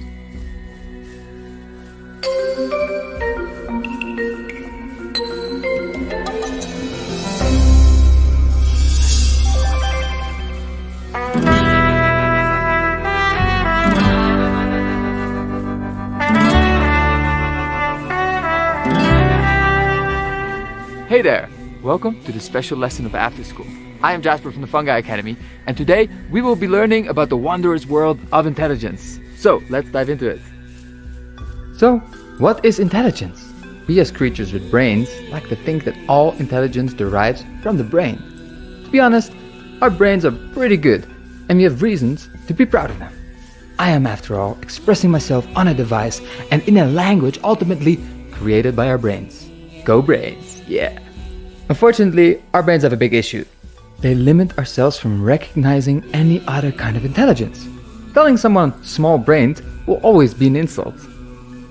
Here are some examples of organisms that are undeniably smart, yet do not have a brain. The moon jellyfish can age backwards, form hordes of clones, and regenerate lost body parts all without a brain. Slime molds can survive as single-cellular organisms, yet like to hang out together. A very special slime mold, known as Fusarium polycephalum, can solve mazes, mimic and improve the layout of man-made transportation networks, and choose the healthiest food from a diverse menu. And all this without a brain or central nervous system. So, how do all these things happen? I don't know. I am just a simple creature with a brain. You don't even have to look around yourself. Look within. More and more research is showing that our state of mind and our mood is actually partially controlled by the microorganisms in our gut. It's called the gut-brain axis. Down in the gut, bacteria make over 90% of our neurotransmitter serotonin, which regulates our emotions. Wait, so you are telling me that my almighty brain is under the influence of tiny single-cellular organisms? Who orchestrates all of this? I don't know. I'm just a simple creature with a brain. Fungi, to me, are the best showcase of the unexplainable intelligence you find on this planet. You find them everywhere. All organisms depend on their actions. Even individual species can take up several independent roles in an ecosystem. Some fungi start a symbiotic relationship with a plant. That plant can become ill and might become a danger to the whole ecosystem. And suddenly, this symbiotic fungus starts acting more like a parasite. It kills the plant and eventually acts more like a saprophyte, breaking down the complex chemicals that have formed the plant's body into accessible nutrients for the next generation. There is some convincing evidence that all life on Earth derives from fungi. The first multicellular organism in the fossil record is a mycelium network. We know that fungi are capable of transforming solid rock into soil. We have yet to encounter a species of plant in the wild that doesn't form a symbiotic relationship with fungi. This is why I see fungi as the conductor of the orchestra of life. Like when trees evolved around 350 million years ago. The white rod, now recycling all the carbon that wood holds in its lignin, was not yet present. The trees would just get stacked on top of each other, keeping all the carbon they absorbed into the ground. This potentially led to a massive increase in oxygen levels. A high oxygen concentration in the atmosphere, over 30% compared to 21% today, allowed insects to grow to massive size. During these times, you had dragonflies the size of crows flying around. All because fungi were not yet able to break down the lignin that wood is composed of. As the conductor of the orchestra of life, fungi must be incredibly intelligent, even without brains. A species of cordyceps, Ophiocordyceps unilateralis, are some of my favorite examples of the intelligence of fungi. Somehow, this fungus germinates in the body of, let's say, an ant, And instead of colonizing the whole body of the victim, it apparently grows towards its central nervous system and somehow taps into it. Not only does it know where to find the central nervous system and how to tap into it, it also knows how to control the physical, moving body of an organism not even closely resembling their own. It controls the ant to walk to a high place above the colony, makes it hold as tight as possible to a branch or leaf before it fully colonizes the ant. Eventually, when the whole body of the ant is consumed by the mycelium, it grows its fruit, spreading its spores over the colony below.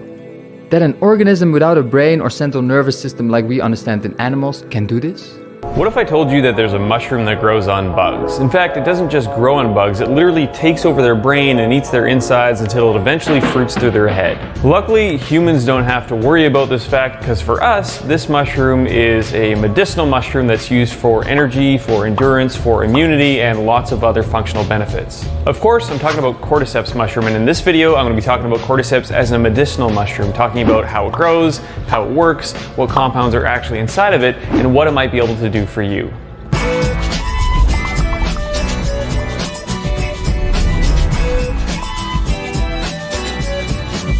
Cordyceps is actually a genus of mushrooms that contains over 700 different known species. Now, cordyceps in general are parasitic. Some are parasitic to other fungi, while most are actually endoparasitic, which means basically that they grow on bugs. And you may have seen videos or photos of this where mushrooms are kind of growing out of the head and the body of other insects, and although this is super weird, it's actually really cool. Now, when it comes to medicinal cordyceps, there are two species that are relevant, and that is Cordyceps sinensis and Cordyceps militaris. Cordyceps sinensis is kind of the OG of medicinal cordyceps. It has a long history of use, and it grows by infecting the larvae of the ghost moth. The spores of the Cordyceps sinensis mushroom kind of take over the body of this insect, using its insides as fuel. When the caterpillar dies, the mushroom fruits through its head, which is why it sometimes gets the name caterpillar fungus. It's also known sometimes as the winter worm.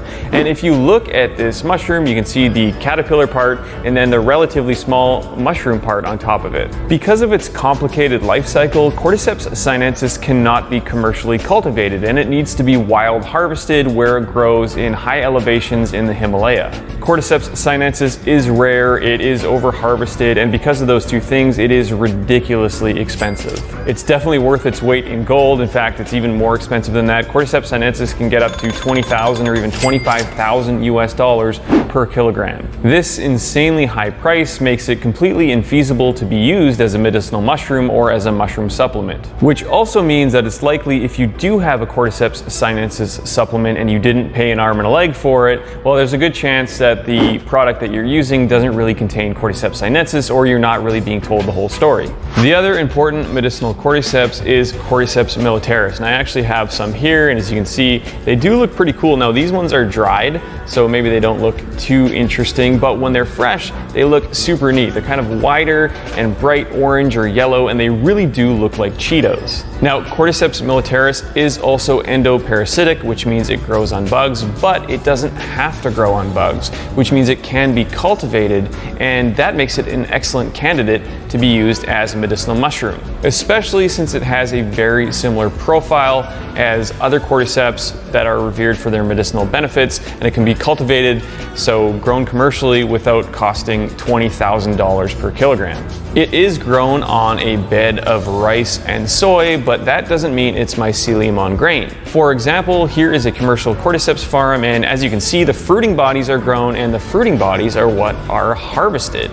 Now, cordyceps grows slowly in cool conditions with blue light to increase the concentration of beneficial compounds that are found inside the mushroom. If you do have a cordyceps supplement that is made from fruiting bodies, it is almost certainly Cordyceps militaris, and that is actually a good thing. Now, if we're talking about cordyceps from a medicinal perspective, we have to at least mention CS4, otherwise known as Cordyceps sinensis 4. Now, this is a strain of cordyceps that is grown in liquid fermentation. So basically imagine a bunch of cordyceps mycelium kind of floating around in a nutritious broth. CS4 is an anamorph, or kind of a vegetative form of Cordyceps sinensis, meaning that it doesn't produce a fruiting body. There's even some debate as to whether or not most commercially available CS4 is even Cordyceps at all, or if it's just some other species that's masquerading as Cordyceps. Still, there is some genetic similarity between CS4 and Cordyceps sinensis, and there are definitely some benefits from CS4 that are similar.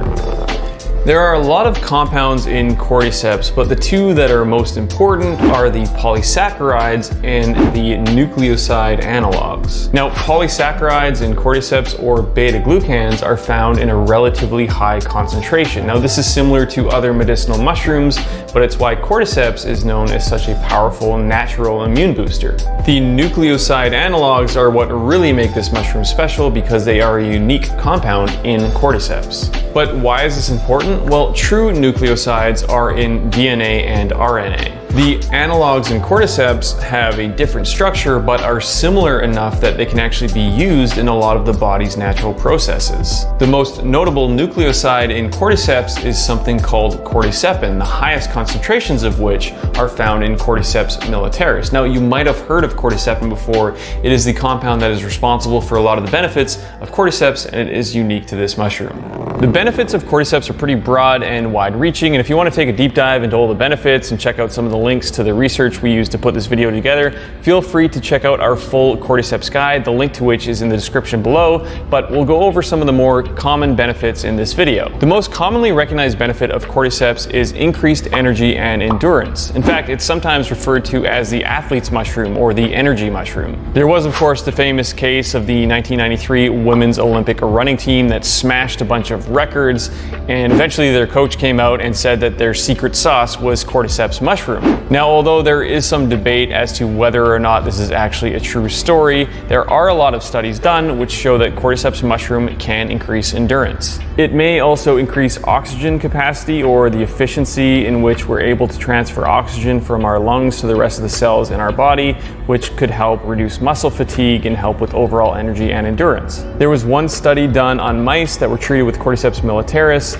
and it showed that they were able to swim longer before fatiguing. Glycogen concentrations in their liver were also increased, which showed that they might have had more fuel, which means they would have had more endurance. Of course, there has also been some human studies done on this, which were pretty interesting as well. A study of 20 healthy people aged 50 to 75 showed taking Cordyceps supplement 3 times a day for 12 weeks increased the amount of time it took for lactic acid to build up in the muscles and allowed participants to exert themselves more before getting out of breath. Another study showed supplementing with Cordyceps appears to improve energy output in sedentary and or elderly people, but not necessarily in high-performing endurance athletes, which could mean that the mushroom has more potential for people who haven't yet achieved peak performance. Basically, the more out of shape you are, the more likely you are to benefit from Cordyceps mushroom. Now, another reason why Cordyceps mushroom might be associated with better athletic performance or energy is because of its potential to increase adenosine triphosphate, or ATP. Now, a lot of people know from Bio 101 that ATP is kind of the energy currency of the body and is produced in something called the Krebs cycle. Because this is a complex process, it's no surprise that the mechanism in which ATP is actually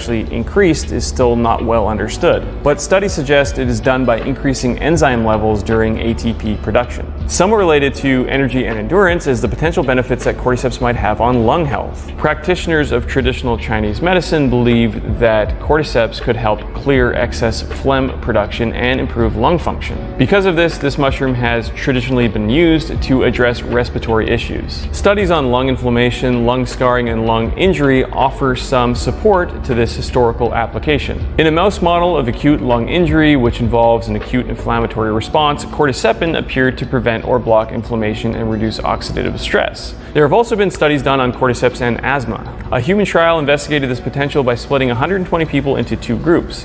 One group received Cordyceps for 3 months along with their regular asthma treatments as needed. The other group just used their regular treatments. At the end of the study, this group that took the Cordyceps reported better quality of life and their lung function had improved. It may seem counterintuitive, but the mushroom, best known for energy and endurance, might also have a calming effect. That's because Cordyceps is a known adaptogen, meaning it can help support the body's natural response to stress. Although many other medicinal mushrooms share this property, Cordyceps appears to work specifically by affecting nitric oxide production. Because nitric oxide increases in stressful situations, regulating this could definitely have a calming effect or help the body respond to these stresses. Like all other medicinal mushrooms, cordyceps also contains a high concentration of fungal beta-glucans, and because of this, it's useful for supporting the immune system. What's interesting about cordyceps is that it is known as a bidirectional modulator, meaning that it can either support the immune system or maybe suppress the immune system depending on what the body needs the most. Cordyceps might also be considered a natural antiviral because of the compound cordycepin. As mentioned earlier, cordycepin is a nucleoside analog, and it might be able to interfere with viral replication.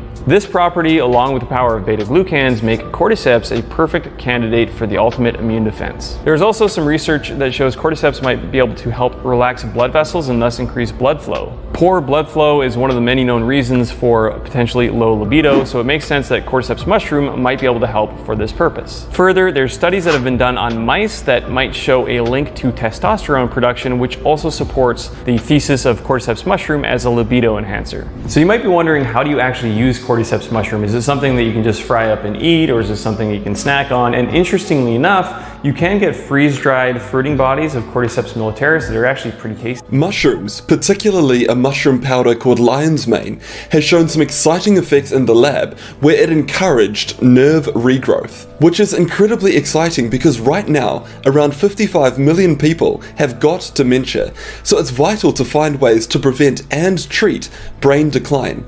When lion's mane was given to mice, those mice had significant improvement in seeking out new ideas and new objects. So we've got interesting cell and mice data around nerve regrowth and potentially improved brain function. So what does the human clinical data show? Let's get into it. We'll start by going through exactly how lion's mane is proposed to work. Within our bodies, there's a thing called nerve growth factor, which is essential for the health of our nerves and brain. And the single cell data shows that if you give lion's mane, it seems to encourage nerve growth factor and therefore encourage the regrowth of nerves. But it's one thing to show that a molecule improves things for a single cell. It's an entirely different kettle of fish to show that that molecule, if you take it as a supplement, will improve nerves. So in 2012, a mice study was done showing that when a particular nerve is damaged, if those mice are then given lion's mane, it seems to encourage that nerve regrowth. It helps to regenerate that nerve, which is pretty exciting. And given all of this encouraging data around nerve health, the researchers wanted to figure out, would it improve brain function in mice? So like we've previously gone through, there is mice data showing that lion's mane, it did result in significant improvements in novelty-seeking behaviors and novel object recognition in mice. And in a new trial, it did show that lion's mane increased locomotor activity, as in the mice appeared to be more active. Now that we've gone through the preclinical work, let's have a look at the human data because that is what really matters. Starting with a 2009 paper that gave lion's mane to patients that already had mild brain impairment, and it was a double-blind, placebo-controlled clinical study. This trial involved 30 people, where one group were given placebo and the other group were given lion's mane, and the group that took lion's mane, they took 4 250 milligram tablets. And the study showed that the group that took lion's mane had significantly increased scores on the cognitive function scale. So looking at this, lion's mane looks to be fantastic for brain health. But it's important here to dial down into the paper, because if we just read these abstracts and conclusions, we can be easily led astray. So diving deeper into the paper, we can see that the placebo group, so the group that were taking the dummy pill, they also had an improvement in their brain function, as well as the lion's mane group. This is concerning because what we're demonstrating is a thing called the learning effect. If you sit the same exam over and over again, you're going to get better results because you're going to know the answers. And this is exactly what we see in this paper here. It's a small trial, and what we're demonstrating is the learning effect. And it's quite tricky in the small trial to figure out, are there any true effects from lion's mane, or is it simply the learning effect? So diving deeper into the paper, I'm not sure that I agree with the final statement from these authors. They say that the results obtained in the study suggest that lion's mane main, it is effective in improving mild cognitive impairment. I think there's an interesting signal in the data, but I don't think that we can definitively conclude this. It seems to be a similar story for a 2019 paper. So again, this was a randomized, double-blind, placebo-controlled study, and it looked at lion's mane for a period of 12 weeks. They conclude that oral intake of lion's mane significantly improved cognitive functions and prevented deterioration. So if we just took that at face value, lion's mane looks fantastic. But when we dive deeper into the paper, then the problems start to occur. So this paper, it used 3 separate kinds of cognitive tests. And it was only one of those tests that actually showed a difference. So it was the mini mental state exam, which is the exam that I use in my clinical practice. But if you have a look, the differences are very, very small. They're not clinically relevant. This is a score out of 30. So if someone scores 30 or 29, it doesn't really change my management. So yes, we can see a statistically significant difference here, but how clinically relevant is that? And again, the other 2 tests that were done didn't show any difference. So we've got a very, very small difference in the mini mental state exam, but for the other 2 exams, there was no difference. And the final human trial was another randomized, double-blind, placebo-controlled study, but this one was over a 49-week period, which is fantastic. It's actually giving lion's mane a chance to work. The study results say that there's a significant improvement in the mini mental state exam observed in only the lion's mane group. But once again, diving deeper into the paper, there was actually no statistically significant difference between the lion's mane group and the placebo group. So again, if we just read the conclusions of the paper, we can be easily led astray. But if you dive deeper into the paper, the differences are very small, and it's not clinically relevant. The point I'm trying to get across here is that if we measure a lot of different things in a study, we might see one interesting result and ignore all of the other things that didn't reach statistical significance. And when that happens, authors will often mention that in their conclusion, and that can sometimes distort the true results of that paper. So in this example, if we just took the conclusions for lion's mane, it looks to be fantastic to improve brain function. Massively resilient, adaptive organisms. So powerful, so important. Reality is not limited to the perception that we have traditionally used. Fungus.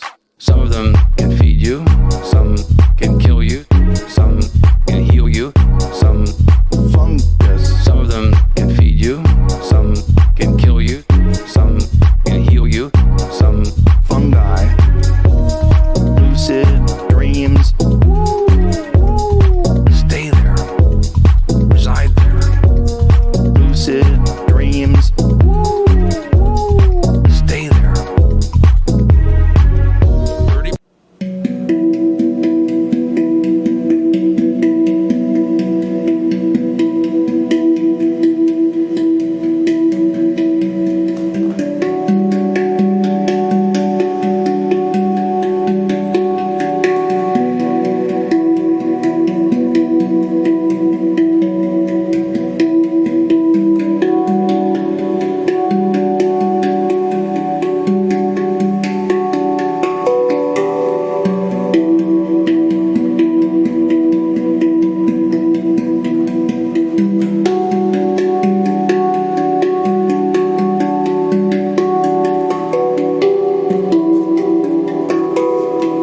You're listening to the Pace Radio Network, here at paceradio.net.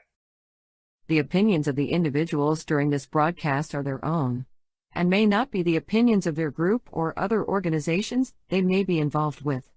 All medical advice during our broadcast is not a medical opinion and should be checked with your medical physician. When you have a pain that's reached its peak, Legacy for 20, it's so unique. If organic cannabis is what you seek, here's your trusted partner 7 days a week. Suppository salves, vapes and drops, topicals, edibles, infused pop. Just when life seems like it ain't easy, at Legacy 420, enjoy a pop freezy. Lab tested products, make them the GOAT. Legacy 420 out on your road. Legacy 420 in Tyndonega Mohawk territory. Indigenous organic cannabis at its finest. What do you find at paceradio.net? People advocating cannabis education. Enjoy the buzz of legalization with Campbellford Lifestyle Shop. From lights to plant nutrients, books, consumption accessories, and more, we've got all your basics to grow or consume cannabis. Visit our info center or take a look at our piercing services and body jewelry, now available in-store through Campbellford Lifestyle Shop, 17 Bridge Street West, Campbellford.